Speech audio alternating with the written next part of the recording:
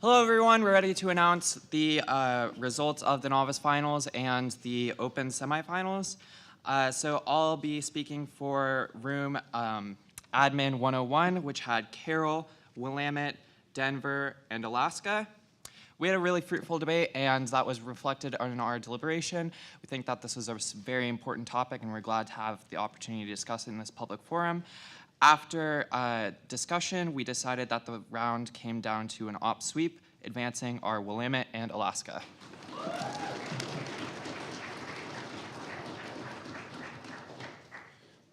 All right, and I'm going to go ahead and announce for Xavier 250, which was the room A. Solar had to go catch a plane and get back down to California. In this round, it was Alaska, Denver, GBSE, Denver PNJM, and UBC. Going through is Opening Government Alaska and UBC.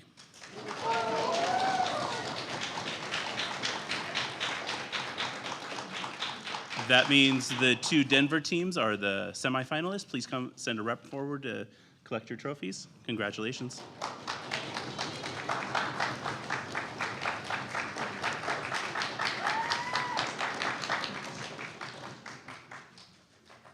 Okay, and John? Who are the other teams for open that? Oh, in Angie's room? Yeah. It was Carol and the Denver team in Admin 200. Yeah.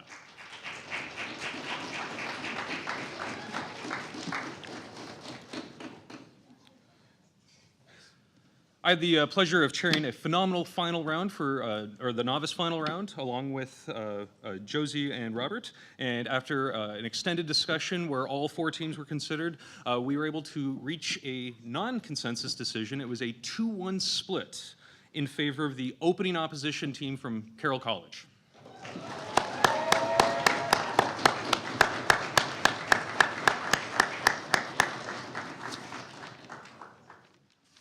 So that sets up the final round for us here with Angie Teeker in the chair, Anya Farran, Justin Kirk, Mark, and Josie Courtney will be your panelists in the final round. That's going to take place here in this room and be streamed. If you haven't consented to streaming and you're one of these judges or one of the finalists for the open final round, please make sure you come up and get the consent form. That way the school has that permission to have the stream posted after the streaming's finished as well.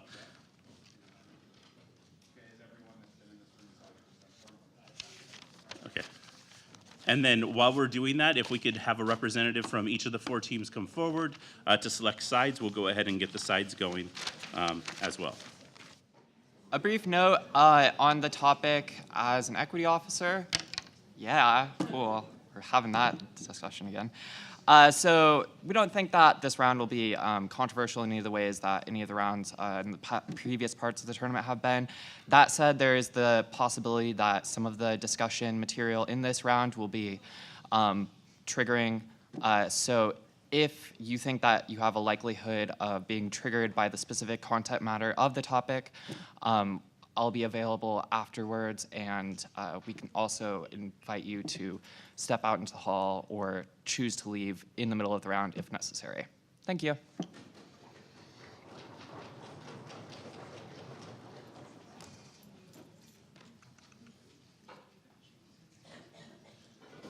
The time is 3:14. We'll make it 3:30 start time because we love you. On the resolution, assuming we had the technology to be able to perfectly simulate physical and psychological pain without killing someone, assuming we had the technology to be able to perfectly simulate physical and psychological pain without killing someone, this House would allow convicted criminals to choose to feel the pain of their victims rather than serve their prison sentence. Good luck.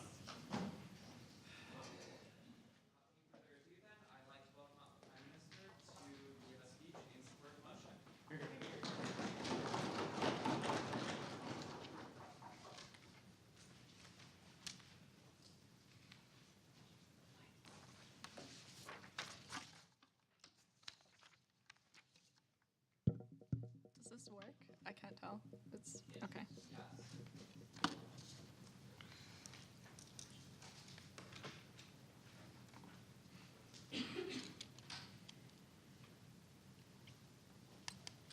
Honorable panel, justice as enshrined in law originated with the Code of Hammurabi. So we on side government believe in the principles of that code. An eye for an eye, a tooth for a tooth. That is fundamentally what we are here to justify and what we will make the case for. So first thing that I want to do is briefly go through the modeling for this motion. So what we want to say is that like the House will be like Western liberal democracies. We think this is quite reasonable. The second thing that we want to say is that, so what is our definition of convicted criminals? So what we're saying is that like the crimes in which this would be eligible for are crimes that like mainly constitute like harm to someone else's body, so that way you can like capture the pain, right? Like we think that like it would be incredibly difficult to model like economic crimes such as like theft or something like that, how to capture like the physical and psychological pain, because it's not necessarily bodily, it's economic, right? So this is like what we're saying. It's like you would experience the physical and psychological harm that the other individual or victim did. So like in the case of murder, what we want to say is we want to remain principally consistent, right?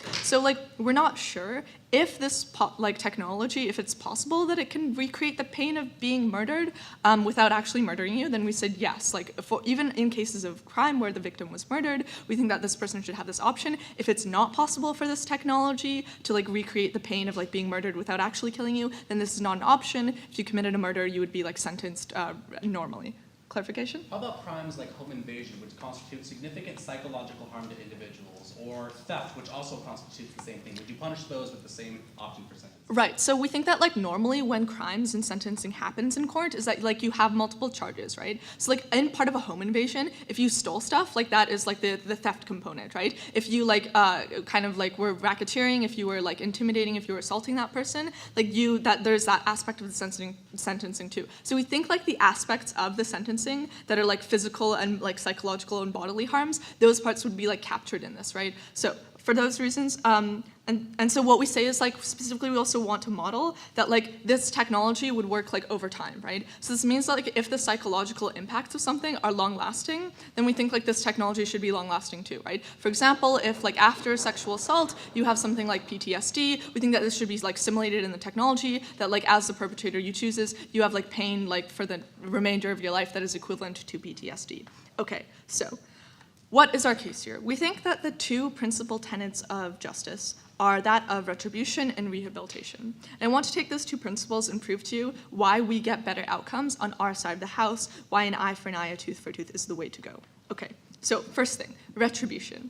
What is retribution? I think we can all agree as a society that we think that like when people like harm other people, it is like our responsibility and like our right to have that person undergo equal harm, right? But we think that there are like limitations on this, right? We don't just like harm people arbitrarily, right? We make sure that that harm is like proportional. The way that we do that in our justice system is we have this totality principle, right? That we think like the totality of like the sentencing should reflect like the broader and holistic evaluation of how severe the crime is.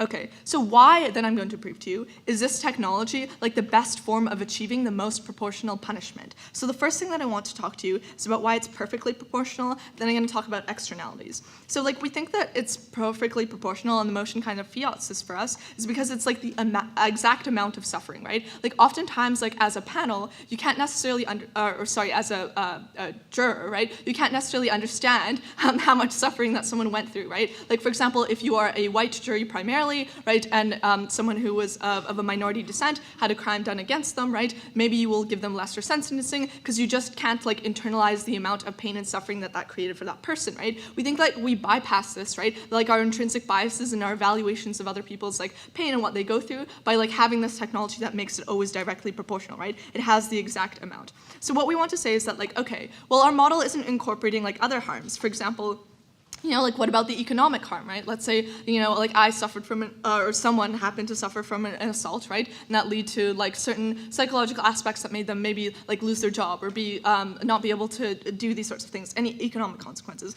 Well, we'd say that like we don't principally believe that we need to capture these harms within our like evaluation of proportionality. And why is that? We think that there's a fundamental difference between the criminal justice system and the civil justice system, right? We think that the criminal justice system primarily focuses on this idea of like protecting people's like safety, right? Which means that we think safety fundamentally begins with your body, right? So we think that like any crimes that like infringe upon like your bodily integrity or bodily autonomy, right, are the ones that need to be like punished by the criminal justice system, the ones that we deal with, right? Like we think like the economic consequences or something that are like fraught in civil court, so we don't have the responsibility to incorporate those within the proportionality of the punishment. Okay, so now on to like what I think is like the most important thing that I'm going to talk about, which is how this circumvents externalities that are not captured in sentencing currently, right? So I like previewed this by talking about different amounts of pain, but what I want to talk to you primarily about is like the massive United States like prison population and how this is incredibly problematic, right? So like understand that like being a criminal and sentenced to being a criminal or a felon doesn't just mean that you serve that time in jail, right? It has other externalities that like judges and jurors don't take into account. What are these externalities? Like first of all, your ability to access a job and your ability to vote. Like understand that this has like massive like economic and political consequences for you that aren't taken into account. How does this like take away your access to like have a job, right? Like we think that given so far that like declaring that you are a convicted felon means that like you have to disclose that to your employer, right? And you're less likely to get employment, that this infringes upon that, yes. So in the circumstance that an individual is sexually assaulted, why should the very next day their abuser be walking the streets or potentially back on, like in society, not serving time in jail? Why should that be something that's acceptable in this society? Okay, so on our side of the house, my partner is going to prove to you how we get like better rehabilitation, and like that means that we don't have to take and withdraw people from society. We think that like perfectly capturing that harm makes people more empathetic and to stop committing crimes in the future. Okay, so like what are the other externalities, right? Like we think that like the American like prison system like primarily targets people of minorities, right? We think that given that like 1 in 4 African American men have like been incarcerated, we think specifically these minority populations are being disenfranchised of their like political and economic rights, right? Like they can't have a job and they can't vote. But specifically, what does removing someone from society and putting them in prison like exacerbate these things, right? We think like what happens is that when you have people from these communities put into prison, first of all, like that family is losing someone who's an income earner, right? Someone that could have been there, right? We think that that family is suffering the psychological like harm and trauma of like not having one of their parents, right? We think that that family is like going through like the harm of, like not being able to get like a future job, right? We think that that family is going through the harm of not being able to like access like political enfranchisement and ability to change law because now they can't vote, right? Or one person in that family cannot vote, right? So we think that like all of these externalities aren't like captured in the fact of sentencing, right? And we think that because we're not allowing that, we are proud to propose.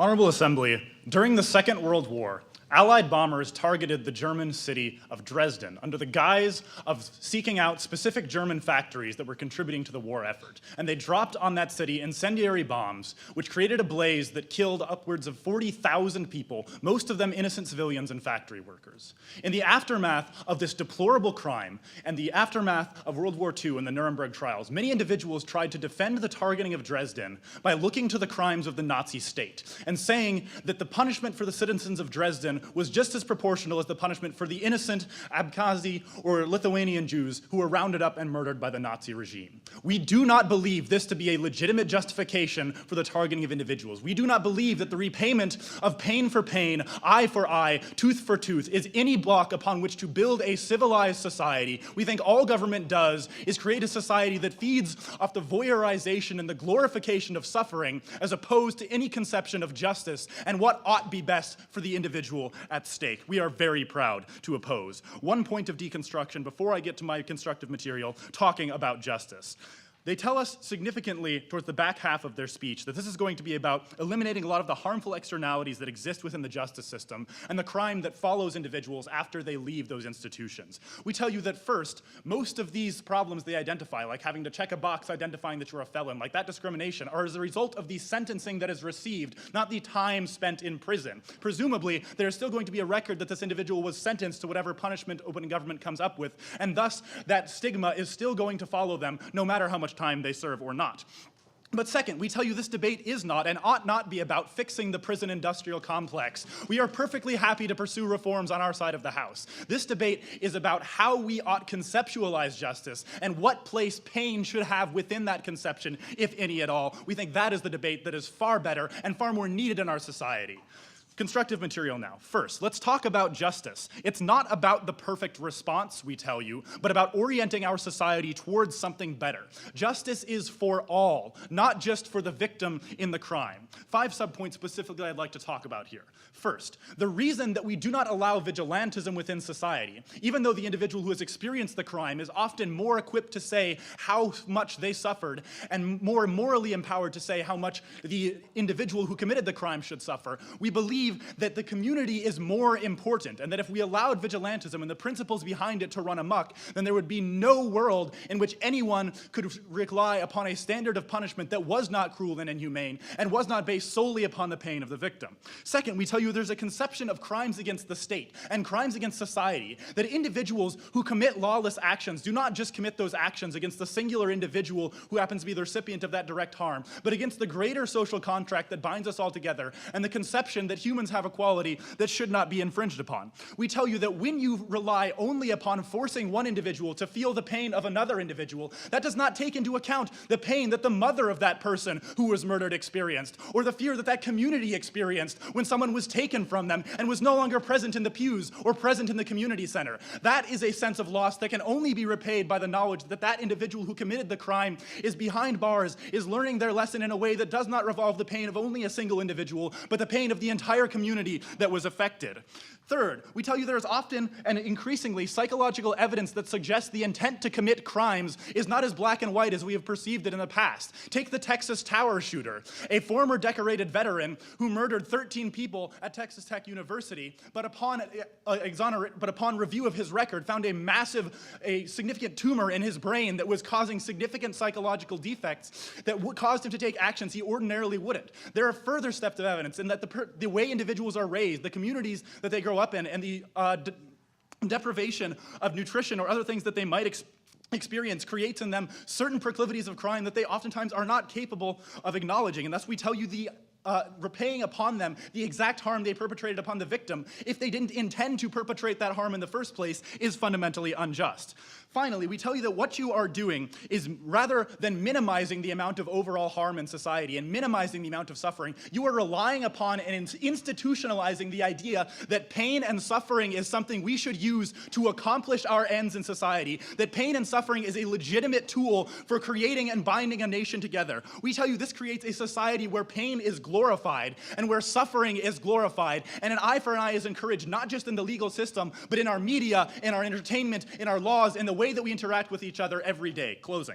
Yeah, so what's your advocacy? Would you rather have them go into the prison systems? How does this better deal with the issues you're trying to solve, or how does that give us? Yes, we would much rather them go into the prison systems. I'm going to tell you why later.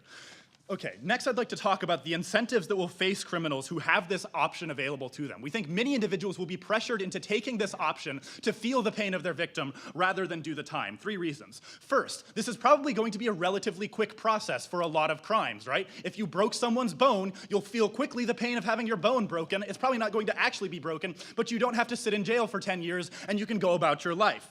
Second, we tell you that many criminals will probably feel a sense of false confidence, that I can endure this pain, I'm strong enough, it's not going to affect me the same way it did the victim, and thus I'm perfectly happy taking it. But additionally, we tell you there will probably be pressure from other actors in the system for them to take this punishment, from crowded prison wardens, from individuals who feel that they should feel the pain of their victim, and especially from a society that begins to glorify more and more pain and suffering and feel it's the only legitimate way to know that someone has paid their debt. Thus, we think many individuals will opt to take this option.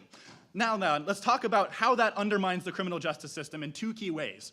First, we tell you one of the key tenets of the criminal justice system is that it separates individuals from society. Humans as social creatures oftentimes thrive on the interaction of others, and separating them from that and putting them in a cohort of specific individuals they don't have control over allows them to recognize the severity of their crimes on a very human and very primal level, and they can learn from one another and learn far better in that environment than just having pain visited upon them. Second, we tell you in regards of rehabilitation, a major major goal that open government identifies, feeling pain does not in and of itself engender any sort of empathy towards your victim. All feeling pain does is make you resent the actor that caused it, which in this case is the state, and in which case you probably feel only more resentment towards the victim and more resentment towards the process, as opposed to any desire to change your own actions. We tell you that this debate is about far more than just criminals and just victims. This debate is about society writ large, how we view pain, and how we use it to instrumentalize our society and instrumentalize our law. We tell you that Hammurabi's code was backwards and broken even when it was written now, and there is no reason it should still be implemented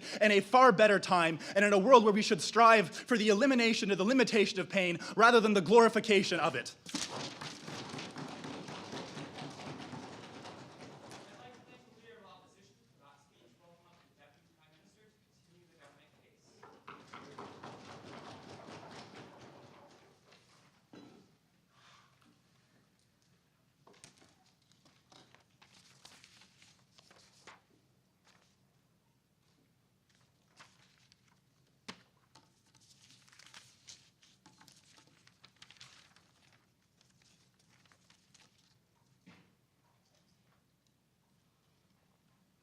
Everybody ready?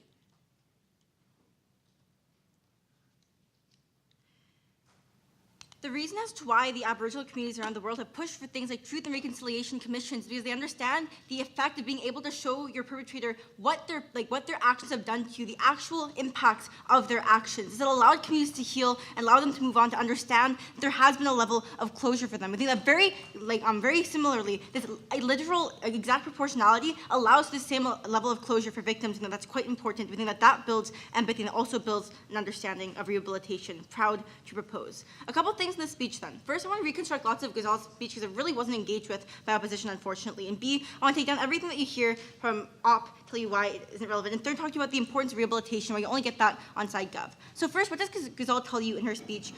Two main arguments. First, about the importance of the principles of the justice system. She first establishes the need for retribution and says why you get that. I'll talk about the second aspect about rehabilitation. But specifically, she says this is proportionately, perfectly proportional, right? This doesn't allow for the jurors to have racial biases, for example, for them to try to empathize with the understanding of what these people lived through. People who haven't gone through sexual assault can't necessarily say the impacts of that. Only individuals who have gone through that can necessarily say that. This perfect technology is the only way to allow for this actual harm to be applied. In response, they tell you two things. They don't respond to this whatsoever. They only respond to the second argument that she gives you about why this circumvents externalities. They give you two responses. First, we don't want the sentences to, you can't change the system because of the sentences, and B, we're not talking about fixing the prison system. So for the first idea about stigma, I think I'm going to talk to you about this more within my argument about rehabilitation, but likely we think that stigma is going to lessen, but that B, not all the impacts that she talked about were directly linked to stigma. Some had to do with the fact that you're literally taken away from a family for 10 years, and you can't economically make any money in that time, that your family is psychologically harmed in the time that their father is gone for a physical 10 years away from them, that they think that it's their fault, for example, they're physically taken away. Those harms still exist. And we think that stigma is likely to lessen when you get better rehabilitation. But second, they said that, again, you're not talking about fixing the prison system, but I think that realistically this fixes many of the issues though, about how rehabilitation doesn't exist to the fullest extent. We fix those issues. So what do they tell you then? They tell you a couple things. First, about why we have to we have to punish individuals based on what's best for all of society. They give you 5 reasons as to why that is. So first, they tell you that vigilantism is bad because the community is more important. And they say that that's why we don't offer vigilantism. 2 responses. First, we don't like vigilantism because it isn't legitimate, right? You don't necessarily have this with the actual punisher, and the degree of proportionality isn't necessarily always true, right? I think that's the issue with that. This is under the guise of legitimate government with perfect technology. We think that's the true harm of vigilantism. Second, they say that crimes harm everyone in the state, not just the victim. So are you saying that, I think that kind of concedes that the punishment isn't harsh enough, right? They're saying that we should punish them more to account for the impacts on our society. I think that we punish individuals more, but B, that I don't necessarily think that time benefits all of society necessarily either. But 3, if we're only helping one individual, I think that the individual victim of a crime is probably deserves more justice than all of society necessarily. 3, so the intent to commit crime isn't always there. A few things. First, like that harm exists on their side of the house too when they put people in jail for committing these crimes.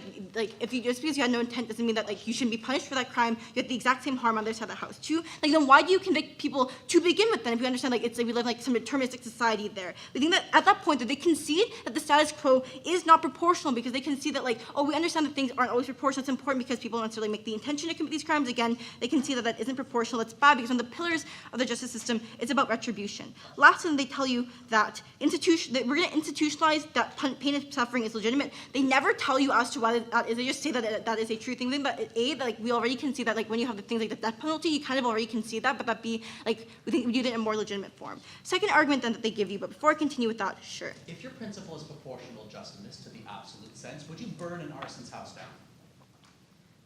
Like maybe like I think that is not within the technology, but like principally I would the same way that we said we'd support and killing murderers theoretically if the technology allowed for that. So continuing on with that then. So they talked about the incentives of criminals. They give you reasons as to why people are going to feel pressure to do this.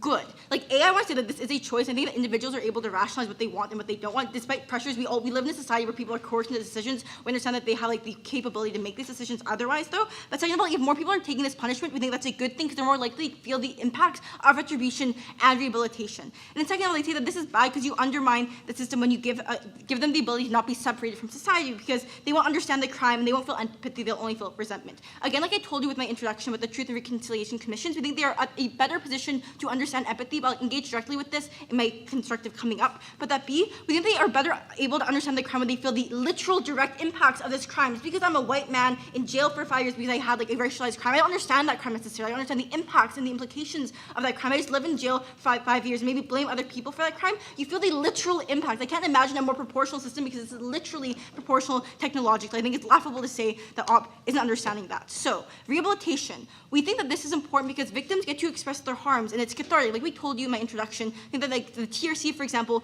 it was important because it's allowed for individuals to directly show what this pain was, and that's why that was healing, because they were able to show this is what you did to me. This technology allows for that to happen because they like you understand that they directly understand where you're coming from. But I think it also allows for individuals to feel the impacts of these crimes. I think at the point at which you understand that the implications of this, you aren't likely to want to continue this. Because if it's as harsh as they say, that as terrible as they say, then that's important to recognize because these individuals aren't going to likely want to recommit these things. That's quite important, right? Because it gives you the access to access these harms, I think, is quite key.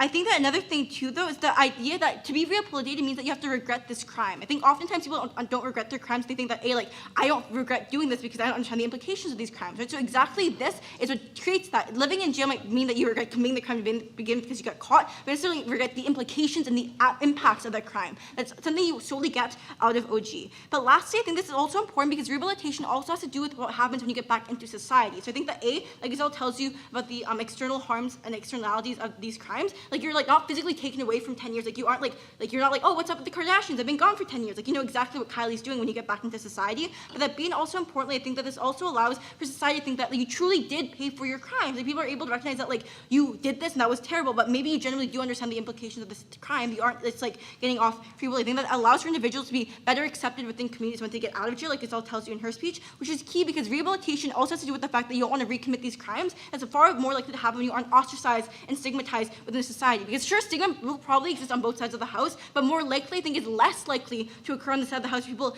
literally feel the exact and proportional impacts of these crimes because people don't think that they just got away from the system, that they don't understand like the true implications of their crimes. They truly feel as if they paid their debts, an eye for an eye, a tooth for a tooth. At the end of this debate, what's important to recognize? Principally, we filled the two pillars of the justice system. We A, access retribution in a way that OP never does, but B, we offer true rehabilitation. We get a best practical system. Proud to propose.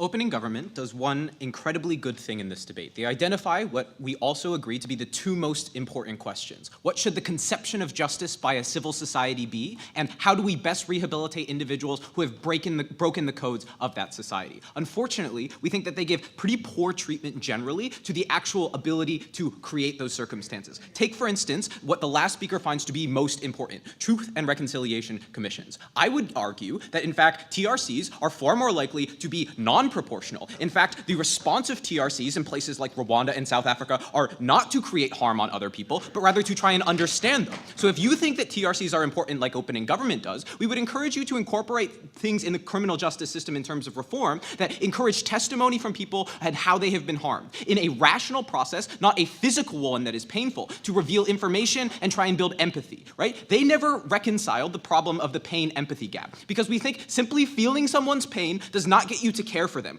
Take, for instance, a very classic example of someone who is racist. If you punch someone because they are a different race from you and you think that that is the exact same thing, I don't think that many people who go out and act in vigilante justice are already willing to take the consequences, right? They're willing to feel that harm and willing to risk themselves getting in terms of punishment. We think far better is to try and educate those individuals as well as remove them from society to make it a much more just and fair place. One other point of deconstruction. They continue to argue that we should reform the criminal justice system or we're not doing enough to fix the problems of the American criminal justice system. If I had about 6 hours to talk, I probably couldn't fix the American criminal justice system. But what we would tell you is we're perfectly happy to host many more debates, like getting rid of nonviolent crimes as putting people in jail, and that would be fine. But that's not what this debate is about. This debate is first and foremost about the link between pain and punishment and whether or not those things are legitimate. So we don't think that that's our responsibility. We're happy to make sure that we institute social programs, public education funding, whatever is necessary to fix the criminal justice system. That's not what this is about.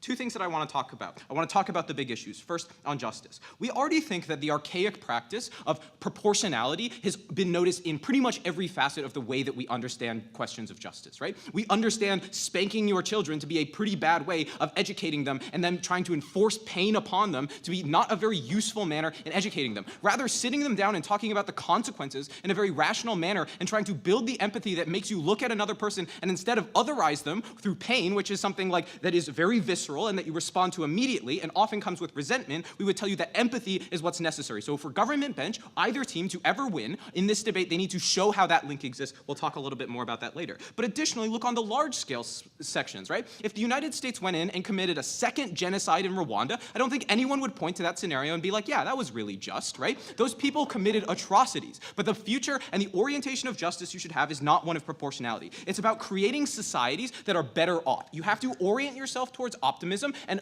try to make circumstances better for all people. This is what Sam tells you when he talks about why it's so important that we actually have a social conception of justice. Because simply feeling the pain, whether it is mental or physical, is not enough to account for the large-scale fear that when you live in a community that you don't feel safe in, right? Just centralizing that on one person is significantly less important than making sure that society as a whole moves forward away from the conceptions of cruelty and the state of nature that might exist to one of civil society where people can interact rationally. Go ahead. So Otis is really happy to rail on pain, but their alternative is time away from society, right? The principle of prison.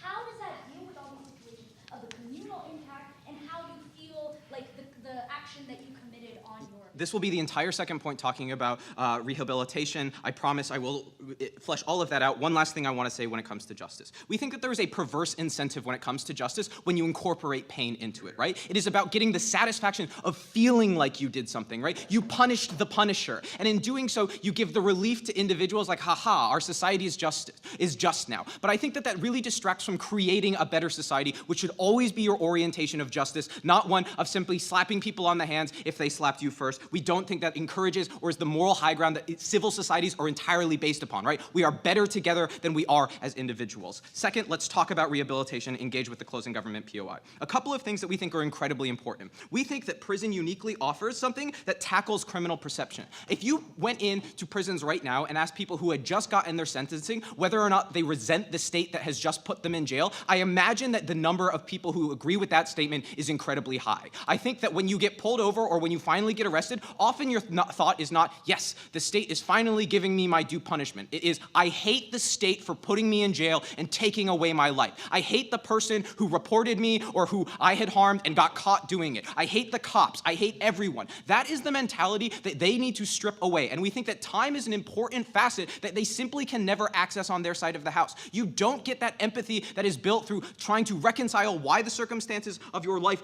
or where they went wrong when you simply are out the next day and are able to walk the streets. This is even before you get to the conceptions of how abusers can be back on the streets immediately to continue to create more harm within a society. Just because you get punched in the face in a physical sense through some chip in your brain doesn't mean that the guy that you punched last night all of a sudden feels safe because you're back there at the bar the next night, right? Those types of circumstances are one of the unique aspects that prison is so important for. Additionally, though, no thank you, we would tell you that rehabilitation in the status quo requires that you have counselors, often requires new forms of education, requires mental health professionals, and finally, when you have people who never had the circumstances to have those resources in the first place, often get them in prison systems. And we don't see those same types of resources when you abuse their bodies and torture them and simply throw them back on the street and say that that's legitimate. Additionally, though, we think that you create agency in the process, and real change comes from that recognition of doing something wrong. Not feeling the same thing that happened, but the actual doing something wrong. We would tell you that you're far more likely to bridge that empathy gap through circumstances that are rational rather than visceral, like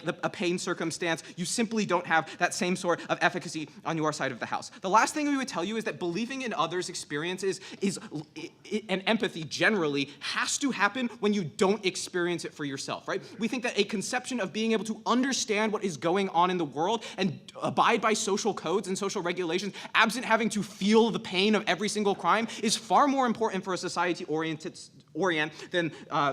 than simply continuing to harm other people and create the type of pain within a society. Finally, let's talk a little bit about comparative. We think that on your side of the house, you get a society that loses the high road. It continues to accept cruelty and encourage otherization because pain is the simple medium by which you convey with individuals rather than trying to build empathy and agree with one another. We think that you preference the families of those perpetrators rather than the families and the survivors who are out there in the world. If it comes down to we have to make it so some felons can't vote, we're perfectly acceptable with doing that to make sure that the people who have had crimes unjustly committed against them feel safe within their society, and that community can continue to heal absent that perpetrator being there. Very, very proud to oppose.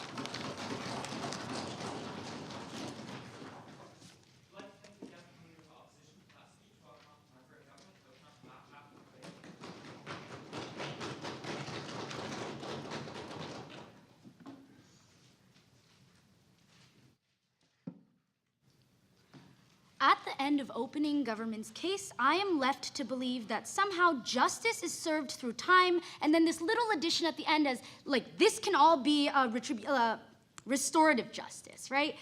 I don't think that time is the link to restorative justice. I'm gonna talk about how this new technology, this new type of punishment is the best form of restorative justice for the victim, for the criminal, and why the most important question has not yet been talked about. Why it's important that this is a choice, okay?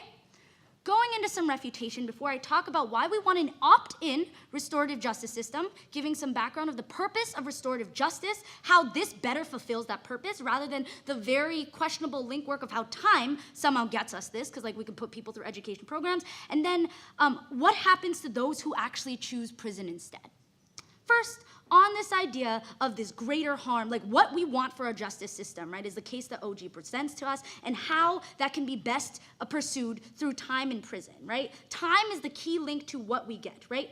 We tell you that if someone is willing to come to terms with the crime committed, right? OO gives a lot of link work as to how you doing this is just a lot more than you getting a bone broken and then somehow being like, cool, everything is over, right? We think that the key to restorative justice is the understanding of the impact that you have on your victim, right? The understanding that that is something bad and the choice to not engage with that is something that maybe is grounds for you going to prison. We think that is like served through this model in that you could choose to go to prison. If you don't acknowledge your impact, that is what happens, right?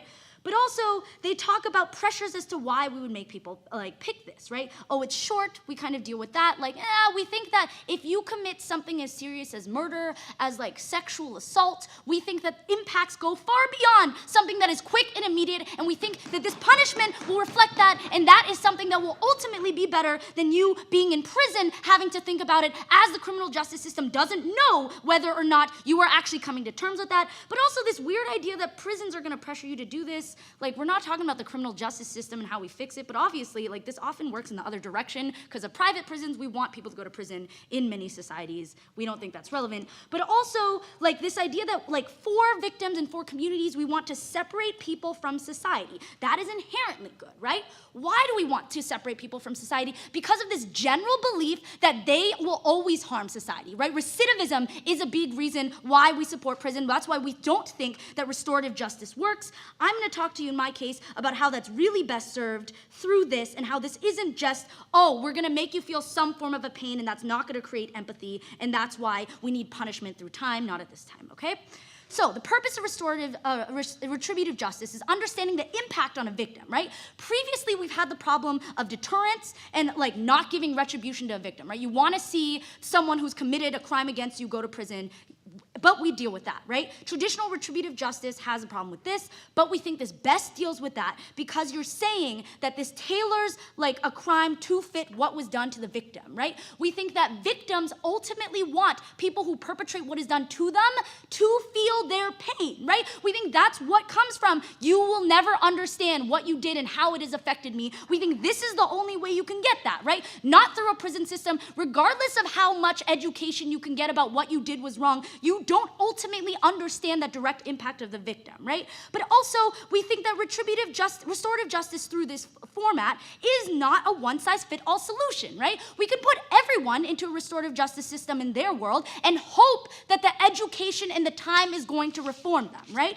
We tell you that this best deals with everyone getting what is exactly, what exactly they did to their victim given to them, and that is something that is preferable. I'm going to talk about opt-in restorative justice. No. So we think that the most effective restorative justice happens when you opt in, right? When you recognize the need to change, then you come to terms with the impact you have on the victim, right? If a victim, like if a criminal chooses this, OG says that they will do this, right? Because of time, because like somehow you're gonna go through that justice system that they want us to see that can educate us into believing that what we did was inherently wrong, and somehow we can re-enter back into society. But we are not sure of that, right? We think that like individuals can get fixed in a system that we have constructed for them, right? This is finally a system where you construct the justice system to account for what the victim has felt, and you directly deal that to the person who has committed the crime, right? It is tailored criminal justice, but back half you disagree. All right, so we already see different cases in which we believe that criminals can choose their sentencing, like plea deals, which obviously aren't working and are just another form of coercion. Why would that suddenly change with what you're proposing? Because you have to actively make that choice, right? We think that is what is unique about this motion that we don't yet deal with, which is inherent to the word choose, right? If you choose this, you are opting to feel the pain that you have inflicted. We say that is extremely important in that you are opting to acknowledge what you have done, and you have to actively make that choice, right? You don't go through a system that continually tells you what you did wrong with the chance of recidivism, with the chance of you committing this crime again, and communities not feeling like they got the retribution because you didn't understand the impact of your crime, right? That is why we think this is most effective, right?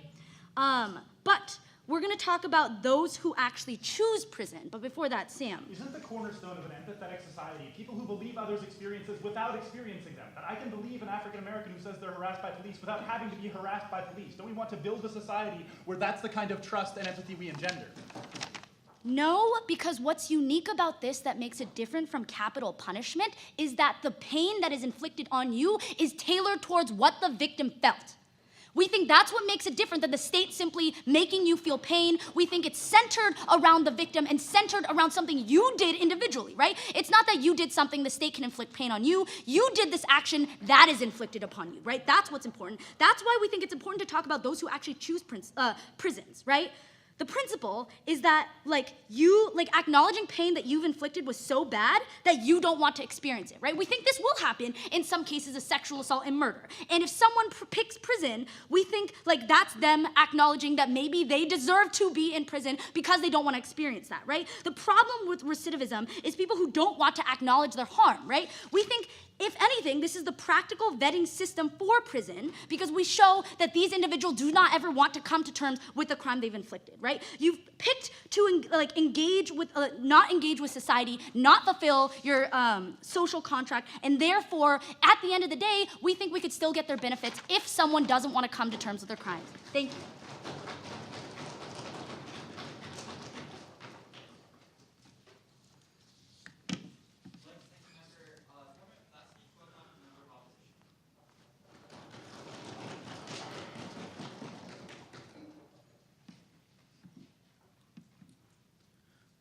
The member of government tells you that it's important to opt in.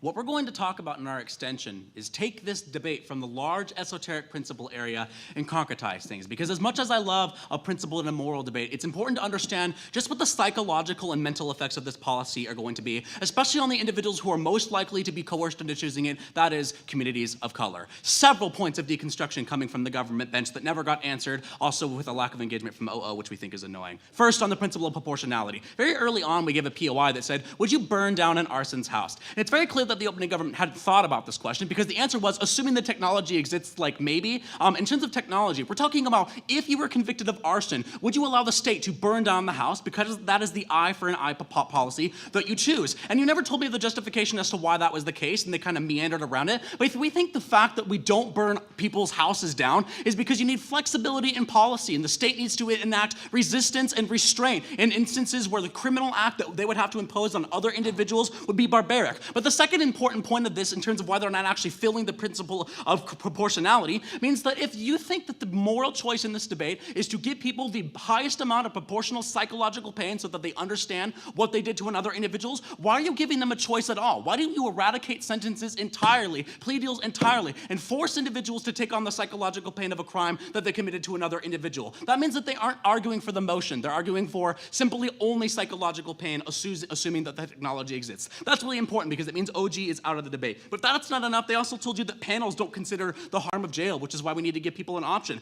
I actually think juries have a better idea of the consequences of going to jail as opposed to understanding the individual psychological harm that an individual experienced, or moreover, the effects of inflicting that psychological harm on another individual. So in terms of the comparative of making people understand people's pain, I think you're more likely to get that under the status quo. Then we heard that, well, look, the individual victim matters. So all this idea of the community hurting that OO talks about doesn't really matter. That was a non-answer to OO's principle, which was that you have to make a choice. You either have to discount the harms of the community entirely, or you have to take all of the harm from all the individuals who are affected by a murder and wrap them up into one psychological injection and give that to them, which would be a disproportionate amount of punishment relative to the individual. Then we got told about Truth and Reconciliation Commissions. I think this is fascinating because it essentially points out how derivative CG's extension was, which is that we need to understand the consequences of our actions. OO told you why that's very unlikely to happen. And the reason is that if Truth and Reconciliation Commissions in South Africa would have included injecting the psychological pain of oppressing Africans in South Africa onto the white minority, they wouldn't have chosen Truth and Reconciliation and voted for Nelson Mandela. They would have voted back in that minority and rebelled against them, just like they did when they tried to take out the ANC. You don't get to understanding if you don't have, again, like Jacob told you, time to reflect on what justice actually is. Then from CG, we heard more about the separation from society is good because you'll never get rich deterrence. In the worst cases, the people who commit lots and lots of murders, that's probably true. We're not going to enter debate land where impacts aren't real and facts don't matter. But for the middle amount of crimes, crimes of passion, things that do because they are put into situations of poverty or circumstances that coerce them into committing crimes, we think we can't get those individuals to come back to society, and you prevent them from doing that. Lastly, we got told that it is necessary to opt in, and that and then Haley stood for a POI and told you about plea deals, and the response we get was, oh, well, it's important. They need to be able to make a choice. You literally make a choice when you decide what sort of sentencing you want to get in the status quo. If you've ever seen the movie Holes, remember the guy says, hey, you can serve 6 months in jail or go to this weird camp and learn things from other boys your age. That is the essential of flexibility in the justice system, which you disallow on your side of the house. Top half.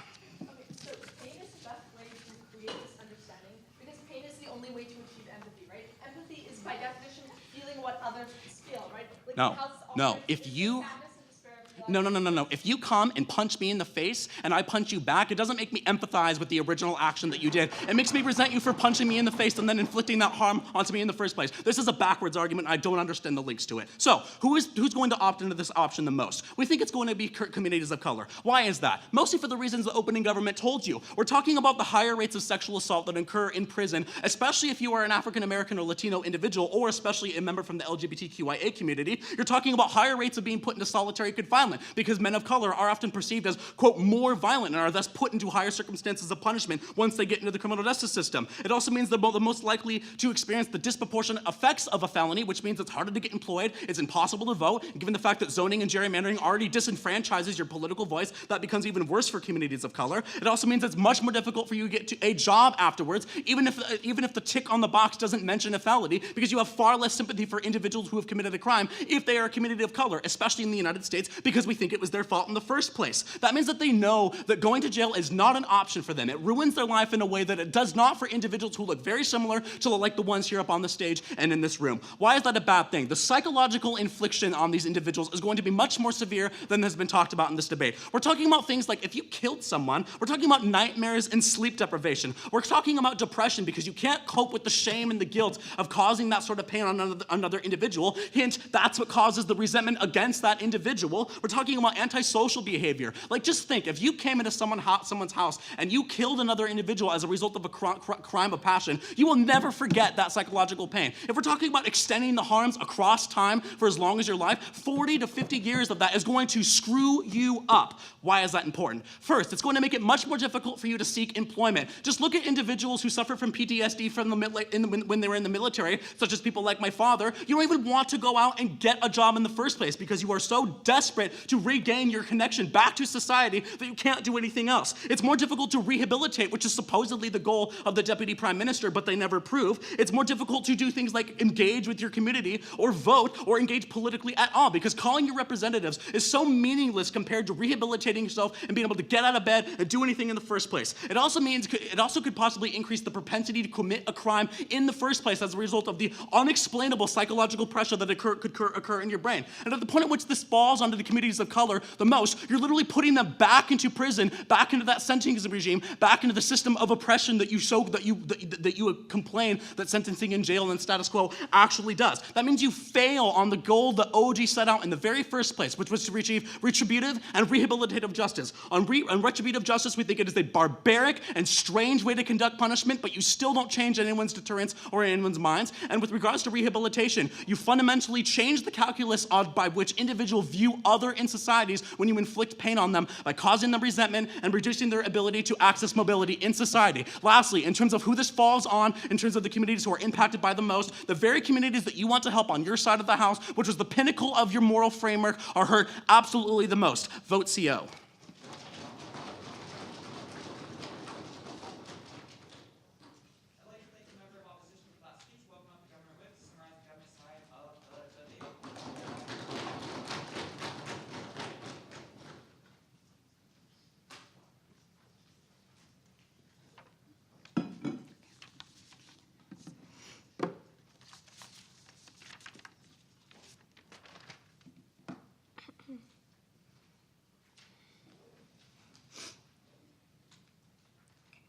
To call Jessica's speech derivative of our top half means you really didn't listen, which honestly isn't surprising after a lot of calls in this tournament. So, cool. I'm gonna do a little bit of refutation, what we just got out of closing op, and then really a lot of it's gonna be woven in. So basically the only thing that doesn't fit into the two big questions I have for this round, which is one, why is this option good and preferable to the status quo? And two, how do we get better rehabilitation or better society post-serving your sentence, whatever sentence that may be, whether that be pain, whether that be an actual sentence in prison. On resentment. So we get, this is a bulk of what Robert talks about, right? We tell you that one, this is different than me going and punching somebody who punched me at a bar before because it's an action done by the state. I also tell you it's different than me punching a Nazi, which yeah, I'm down for too, but not the debate. That was fun too. Cool. Two, we think it's hilarious that this can't come with an explanation that generally happens within a trial processes, right? A trial process still happens. You're still sitting in a courtroom where a victim generally gets to talk about the crime perpetrated against their body. We tell you that this isn't just the state pushing a button, you feel pain, then you go walk on the street. That is a misrepresentation of how crime or trials happen, how sentencing happens, and how OG modeled this. Thirdly, we think resentment happens worse in the status quo because this pain is not proportionate, and you are aware as the criminal that the pain or the crime or your sentence is not proportionate because that time is longer and like no pain is inflicted against you. So like these two big questions: why is this option good and preferable to the status quo? Two things under this. First, why do we have a punishment system in the first place? We tell you that retribution is important. OG sets this foundation up for us, I think, really, really well. Op buys into this, and especially Sam when he says that victims and communities want to see their perpetrators behind bars.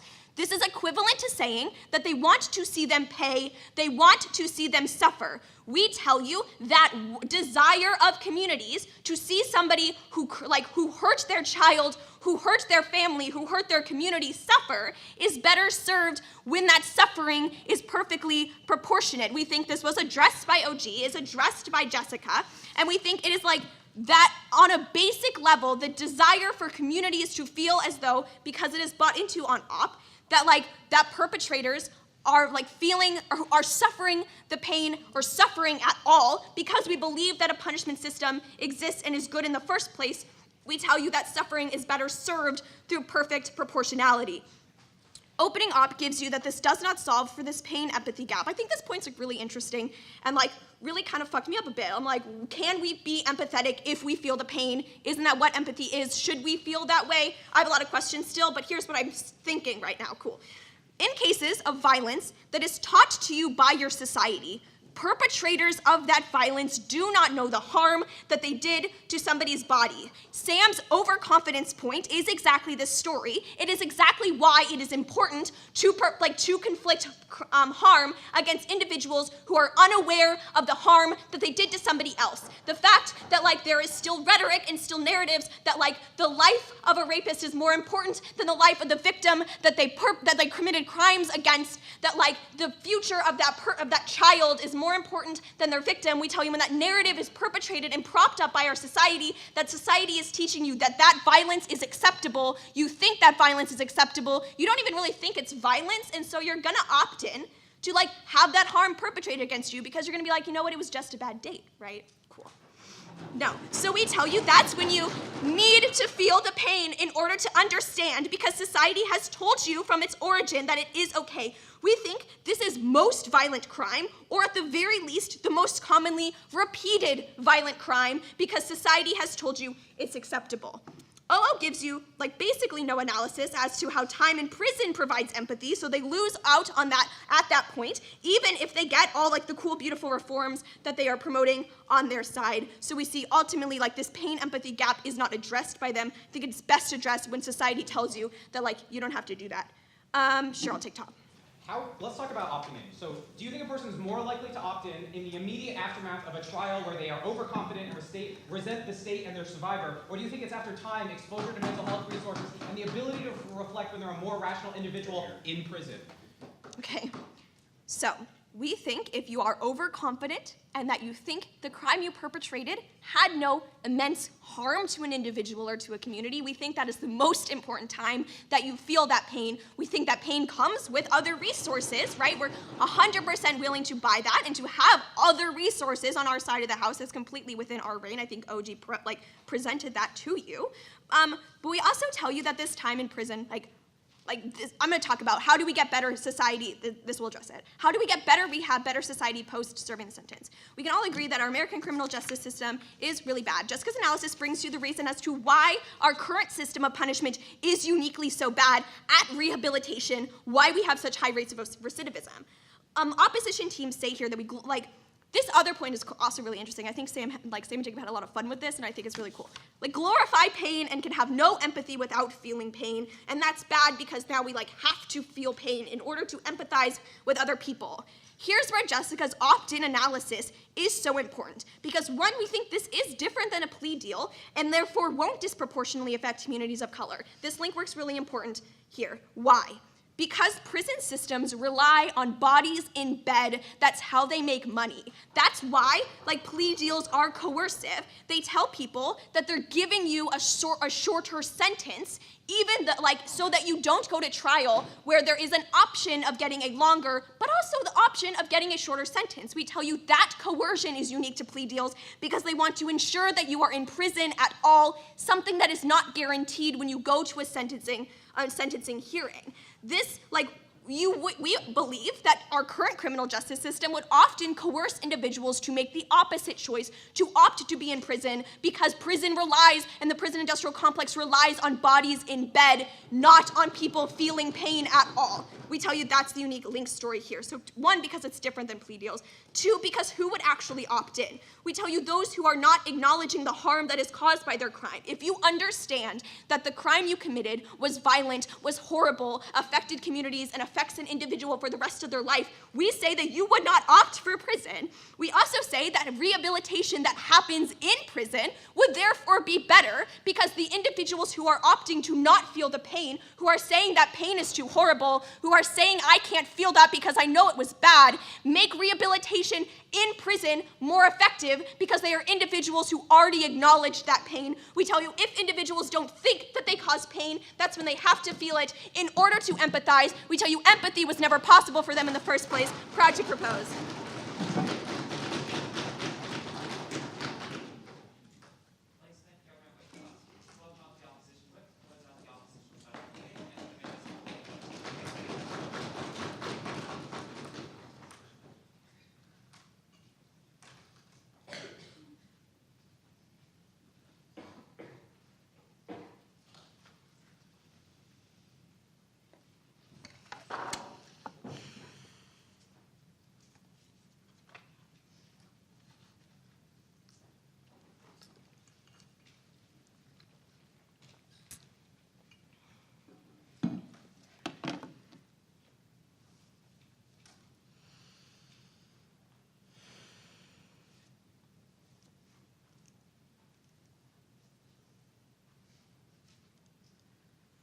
When seeking justice for the dead, do not make ghosts of the living. We think the problem with the rhetoric we hear from government side, and what my partner and essentially our bench believe, is that the government is trying to fix a traumatizing prison system. We understand that. All of us agree that is a problem in today's debate and in our world. But we think the problem is that trying to fix that by then traumatizing more people in a different way is not going to end up creating a solution in the long term. We think the problem is that although retributive justice feels good in the moment, it creates immediate satisfaction. In the long term, the consequences end up being far more detrimental than this joy and the feeling of relief that you had in that moment. You have to understand that the crux of this debate is whether the consequences of using this technology are better than what we already see in the status quo. We think that the framework you have to decide and you have to adjudicate on is whether or not the consequences of using this technology ends up creating a better society and having more justice in the long run. The problem is that what government has told us today fundamentally leaves me believing that that will not happen. I have 3 questions for you today. First, is this a choice? Second, can criminals understand? And third, is proportional punishment justice? First, into is this a choice? And these next 2 questions are going to get into essentially the meat that we've heard in the argumentation up and down government bench. We get this idea, right, that this is a different concept than plea deals after my POI because it is an active choice. But plea deals are also an active choice. The problem is that whenever you are looking at something like either you can serve a sentence for a shorter time because you think that that is a much more likely scenario because you could be convicted for the full time, we think in the same way that people make that decision without understanding the weight of that decision is what people are going to do in this situation. They are not doing this because they want to empathize with their victims. They are not doing this because they are seeking understanding of their crime. They are doing this because they think it is the fastest way to get through the criminal justice system. They are doing this because they think it is an avoidance of jail and perhaps it will allow them to reintegrate with their family like what government tries to say will happen. It is because of the fear that we have in our society of prisons because they are broken that will force people to choose this option. My partner tells you why we think the people that will most likely be coerced into this option are communities of color, the people who probably shouldn't have to experience this in the long run. But secondly, right, we get this assertion up and down government bench that they can understand the weight of their crime after being exposed to this technology. We get this idea, right, from closing opposition, and this is essentially what their extension is, that the key to restorative justice is understanding the damage you have created.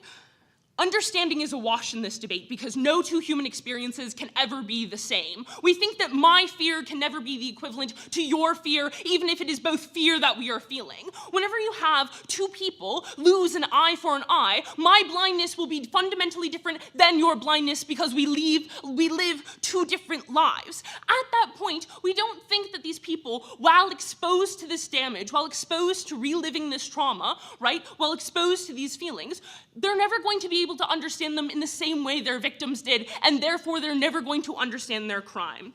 But third, into is proportional punishment justice, and actually I will take top half.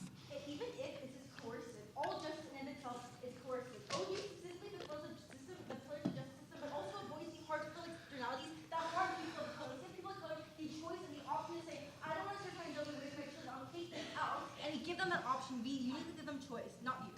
All right. So the problem is whenever you give two people a choice, or whenever you give a person a choice, but it's not actually a choice, then it's not a choice. But the other problem, right, is that the externalities they say are so harmful are the externalities that they can create and exploit and make much bigger in the long run. This gets into my point about is proportional punishment justice. First, we think it is not for communities, right?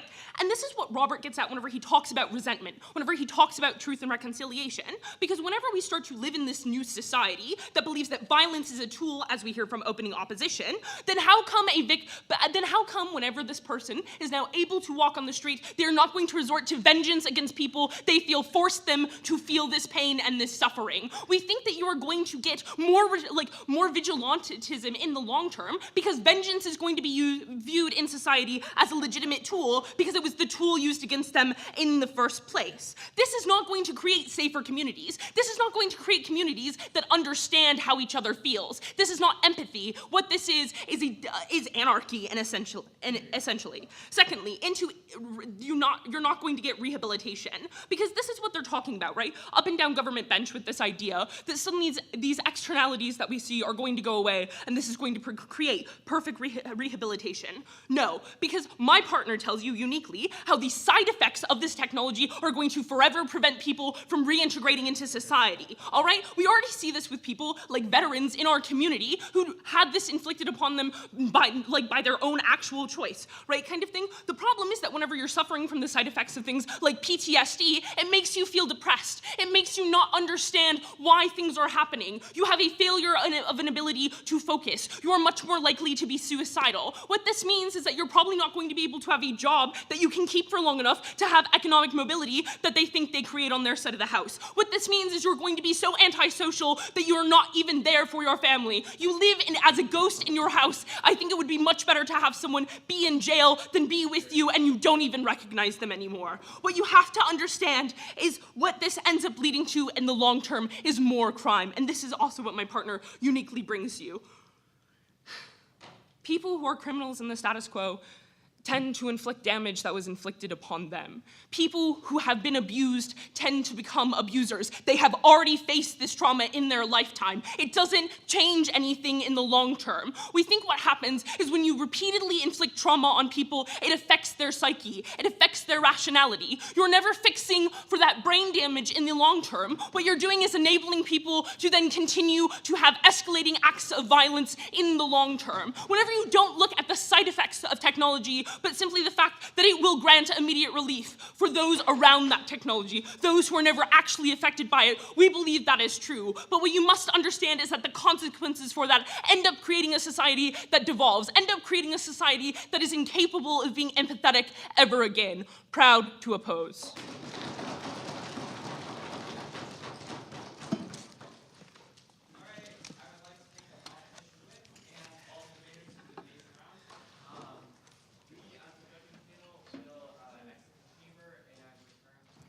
Okay, my 1 is opening opposition, my 2 is closing opposition. I'm the same. What about you, Brooke? My 1 is closing opposition, and my 2 is closing government. My 1 is closing op, my 2 is opening op. Interesting. Okay. My one is closing gov, and my 2 is opening op. Okay. So, okay. We all have discounted opening government. Is that accurate? Yeah. Yeah. Okay, so let's briefly just discuss them to make sure we're doing them justice in this round.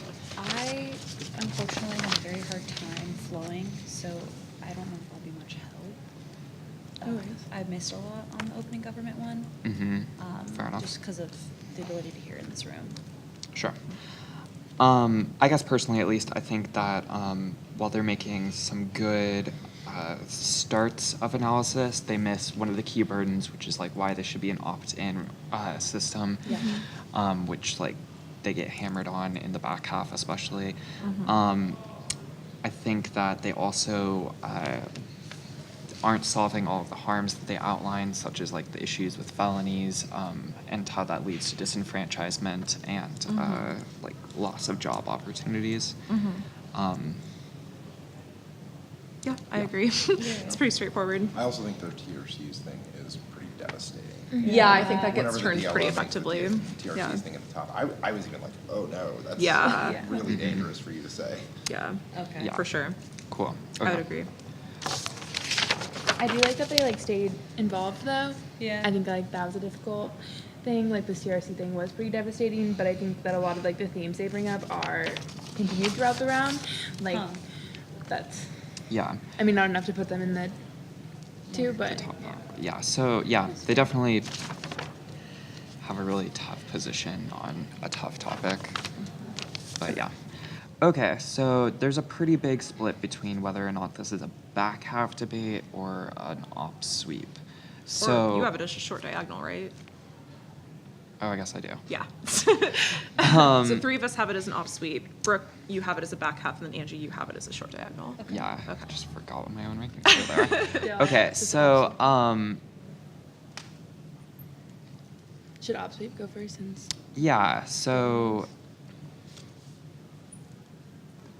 yeah, let's just like what are the reasons that in general y'all feel like we've already discussed why we don't think the opening government is in the top half of this debate in terms of ranks. Why don't you think that the closing government is? Okay, so my reasoning for the closing government not being in the top half of ranks. Okay, first of all, I think the second and the third is reasonably close, but the reason that closing gov kind of falls out for me is because I think they sufficiently prove, particularly at the end of the government whip speech, that the opt-in system is a mechanism that we should endorse because people who opt in are going to be the people who need to opt in. My problem is that they don't compare that analysis to the very thorough analysis we get from closing opposition about the resulting psychological harms, and they don't explain how exactly somebody opting in is going to result in the empathy and restorative justice that they have outlined as their principle. I just don't think it engages sufficiently with the engaging principles from opening opposition, and I also don't think it engages in the incentive analysis from both opposition teams, as well as like the analysis of what happens after the scenario, not just what happens before it. So I think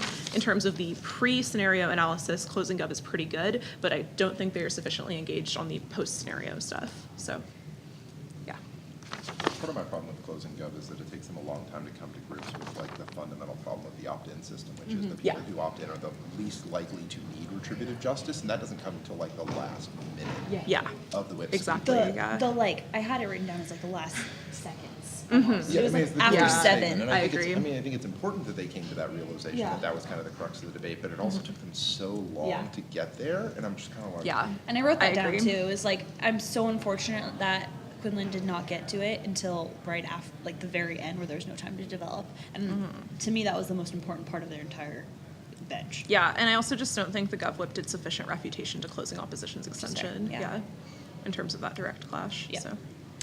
So I think that the refutation is like a fair point that I want to come back to.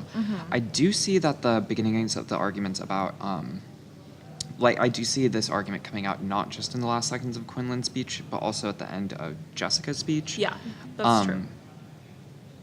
Do you feel like that is also not sufficiently developed, or? Yeah, because it comes out at 6:30 in Jess's speech, and it also doesn't really get to the level of like, okay, so the people that we want to go through this are the people that are going to go through this. I do buy that level of their analysis, but like, how are they going to change? How is that going to develop that empathy gap? Yeah. And I think like the empathy gap analysis was something that was kind of left on the flow from opening op, and then I think it was developed with a few more details from closing op. Like ultimately, I think opening ops was still a bit stronger, but like I think both teams have like really good responses to it. So, and I think the opposition whip really solidifies this, like in terms of Haley's just analysis about how this is like an incredibly like impactful choice, and like even if the people who like in closing government's mind should be doing this like opt into it, it's still, I thought this was like an interesting response from the opposition whip in terms of like how understanding isn't even necessarily a super thorough impact because experiences can't be equated, and like adding that to the psychological harms that closing off outlined I think was really effective. So I think that the problem for me with the shallowness of the explanation from closing gov is that it does not respond to the fundamental problem with that argument, which is the analogy to plea deals and the lack of choice that people in plea deals have. I don't know at any point do they like really answer. I mean, they make answers to it, but I don't know that they successfully argue against that to give sufficient weight to the argument that this wouldn't be some sort of coercive choice. Yeah, I don't think they overcome the coercion point. System we have now. Yeah. Yeah. So, yeah, I thought the coercion debate was really interesting. Personally, in weighing it, I thought that they make some like good link level analysis, but also I think the bigger question, does it matter in this debate if there is coercion? Because I don't like necessarily see that there is a reason why it would be bad to coerce people into using this technology. Wait, can I talk about it? I also credited coercion as a back half, which is why I saw like this CGCO. Like I think this idea of like plea deals, restorative justice, rehabilitation really hits its head in back half, which I think at that point like OO is not involved anymore. Like they try to do this rehabilitation, but I think it's pretty shallow from the second speaker, and so I think this like CG and CO is constantly at this, I see that as like a main clash of like, what does this look like? What does it look like for people who are leaving the justice system?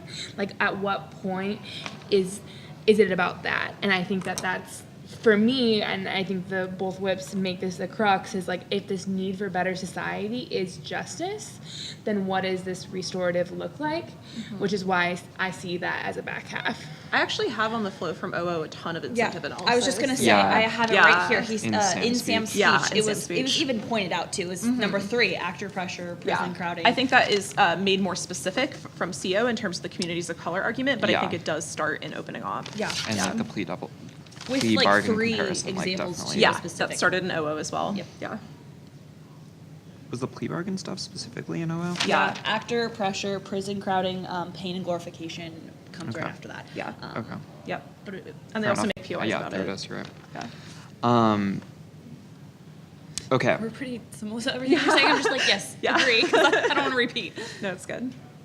One of the reasons why I think that the choice problem is important, or the coercion problem is important, is that I think that if CO wins that it's coercive, then that links to the disadvantage that OO is going for with the resentment towards the government, right? Like if you feel like you're coerced and it's not a choice, then you do develop that resentment, and I think that turns a lot of the government's case on why it would be effective. Yeah, I agree.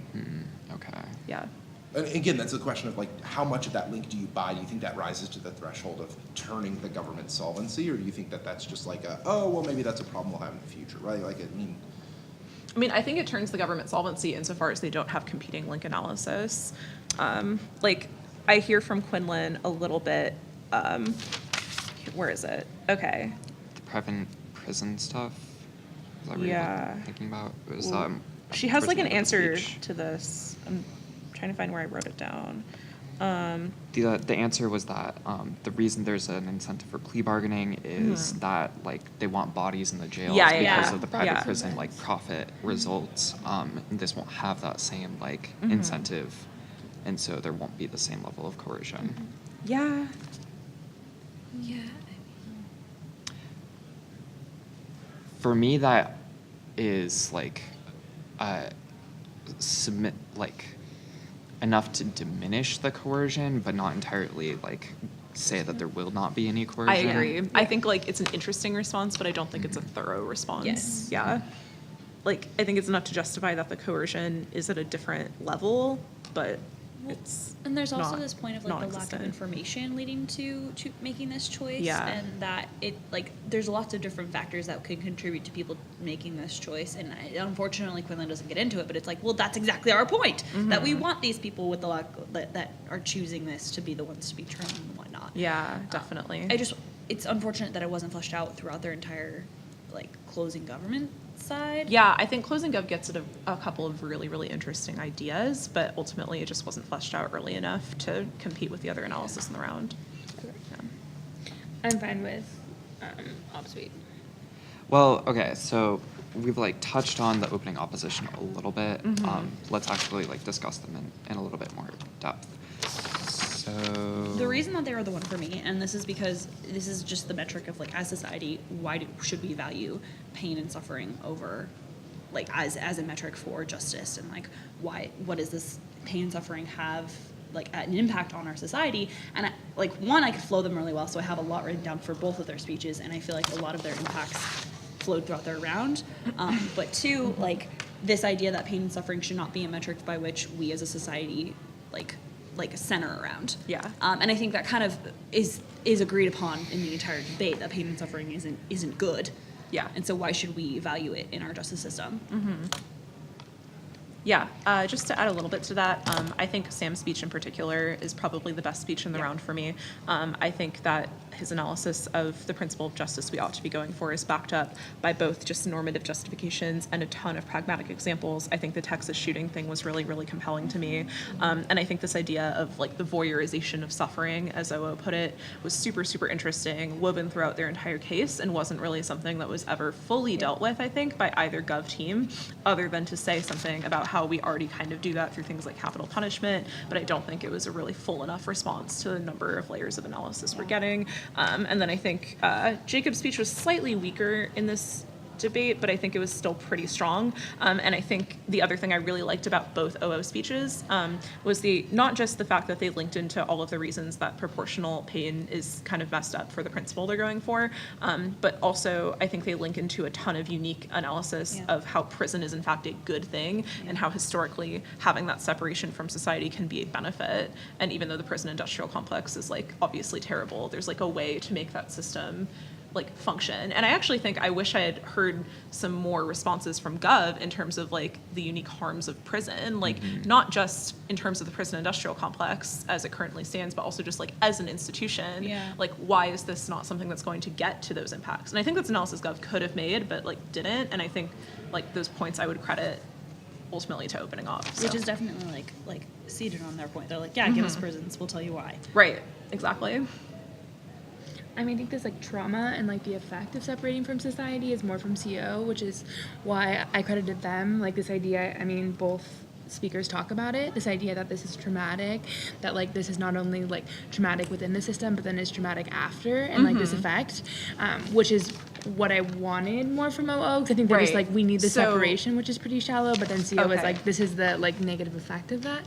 Wait. So I think we're talking about different arguments, because the separation I'm talking about is how OO talks about how there's a benefit to separating people from society, and prisons are a good way to do that, because it allows people to like think about what they've done. And then the separation in CO is talking about how people end up like separated from their community like psychologically as an impact of like the Gov thing, which I agree is a really good argument, but I think they're like different things a little bit. I agree. There's definitely two different separations in the sense. Yeah. I mean, I think they're connected, but I like connected them. What do you think, Justin? So, I am kind of buying the argument that a lot of CO's analysis comes out of OO. One of the things why I decided I thought OO was a little bit better in this debate is that I thought that they really did kind of drill down into some of those things a little bit better and did some of the more analysis about how we evaluate those things, which I appreciate, instead of just like listing off like justifications for why I should.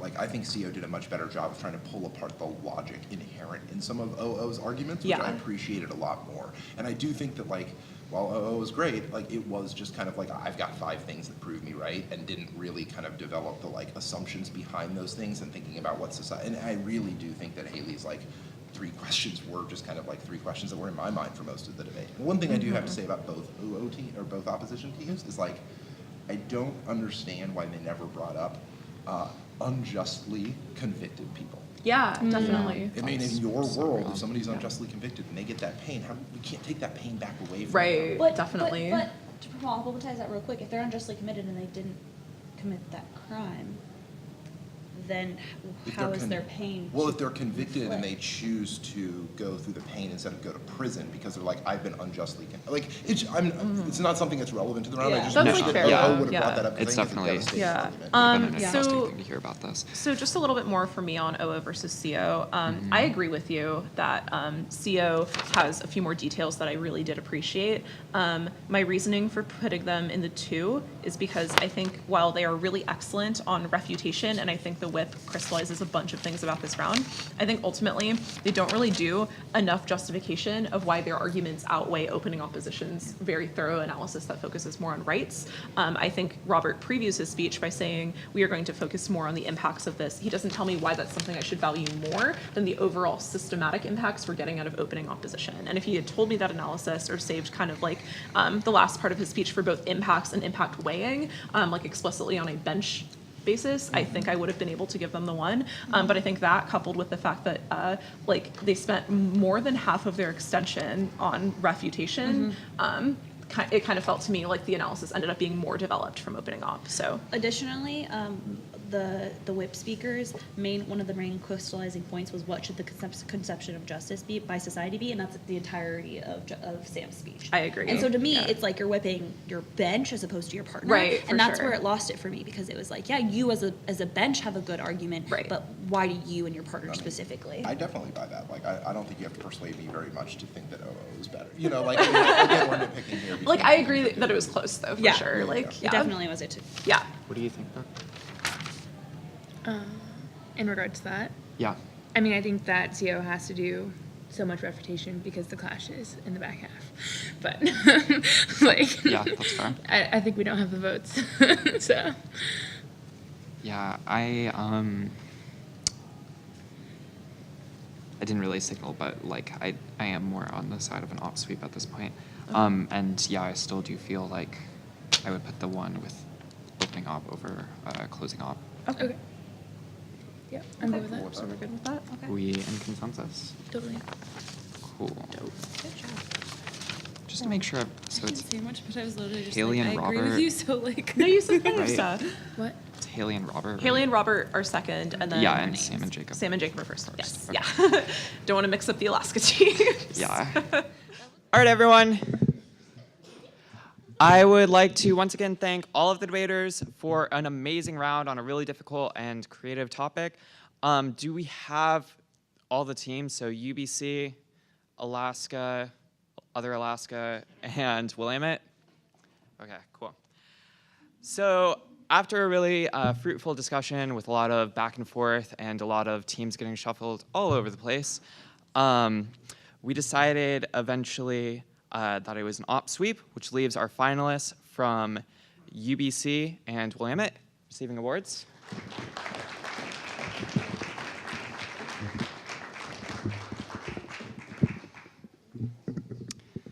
Okay, so which of the 2 Alaska teams are going to win it all? Might make for an awkward swim back. So, after a lot of discussion, we decided that getting the 2 is the closing opposition from Alaska, Haley and Robert.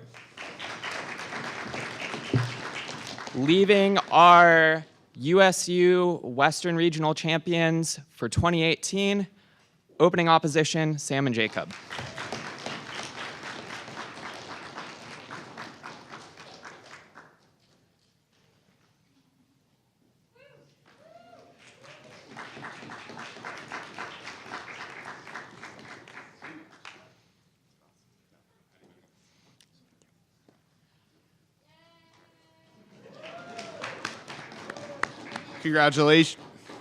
Congratulations to all those who participated. We ask that you clean up after yourself and have a safe drive home. Thanks for coming out.